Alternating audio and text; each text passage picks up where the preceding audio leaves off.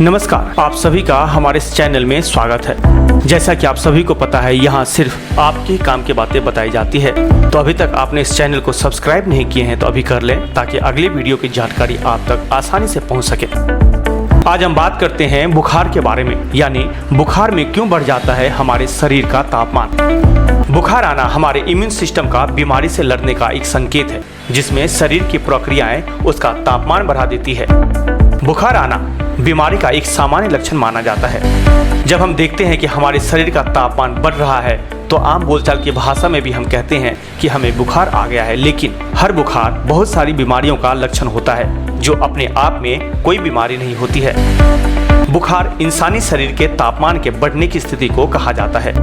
जब शरीर का तापमान एक स्तर से ऊपर हो जाता है, तो हम कहते हैं कि हमें बुखार आ गया है। आमतौर पर इंसान का तापमान 37 डिग्री सेल्सियस या 98.6 डिग्री फ़ारेनहाइट माना जाता है। लेकिन कभी कभी यह 1 डिग्री कम या ज़्यादा भी हो जाता है, जिसका पता हमें नहीं चलता। दोपहर के समय में यह ज़्यादा होता है, तो तड़के सुबह के समय यह कम होता है। क्या होता है बुखार में? बुखार का होना या हमारे शरीर का तापमान का बढ़ना हमारे शरीर की इम्यून सिस्टम यानी रोग प्रतिरोधक क्षमता की प्रतिक्रिया होती है। बुखार आने से हमारे शरीर के इम्यून सिस्टम को कई फायदे भी होते हैं। इसके जरिए हमारे शरीर का इम्यून सिस्टम उन बैक्टीरिया और वायरस जैसे हानिकारक सूक्ष्म जीवों को खत्म कर पाता है या उन्हें पनपने से रोक देता है, जो तापमान के प्रति संवेदनशील होते हैं। बुखार आने से हमारा शरीर ऐसे रोगाणु के रहने के लिए उपयुक्त नहीं रह जाता है और ये रोगाणु तापमान बढ़ने से खत्म होने लगते हैं। लेकिन संक्रमण फैलाने वाले रोगाणु ही बुखार का एकमात्र कारण नहीं है। कुछ रसायन भी ऐसे होते हैं जो हमारे शरीर का तापमान बढ़ा देते हैं, जबकि कई बार वातावरण के प्रभाव के कारण भी हमारा शरीर गर्म हो जाता है। जैसे कि बहुत ठंड लग जाना या फिर उष्माघात या लू लग जाने पर भी हमारा शरीर गर्म हो जाता है। इस प्रक्रिया में हमारे दिमाग के एक हिस्से हाइपोथैलेमस की भूमिका होती है, जिसकी जिम्मेदारी हमारे शरीर के तापमान को नियंत्रित करने की होती है।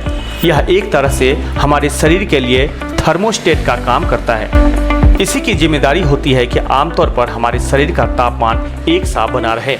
हाइपोथैलेमस को सक्रिय करने का काम कुछ बायोकेमिकल्स पदार्थ करते हैं, जिन्हें पायरोजन कहते हैं। शरीर के जिन अंगों में हमारे इम्यून सिस्टम को हाइपोथैलेमस के लिए समस्या का पता चलता है, तो वहां से पायरोजन खून के जरिए हाइपोथैलेमस तक पहुंचते हैं और फिर हाइपोथैलेमस शरीर को निर्देश देता है कि वह ज़्यादा ऊष्मा पैदा करे, जिससे हमारे शरीर का तापमान बढ़ता है और हमें बुखार महसूस होने लगता है। पायरोजन हमारे शरीर के ऊतक में तो पैदा होते ही हैं, लेकिन कुछ रोगाणु भी पायरोजन पैदा कर सकते हैं।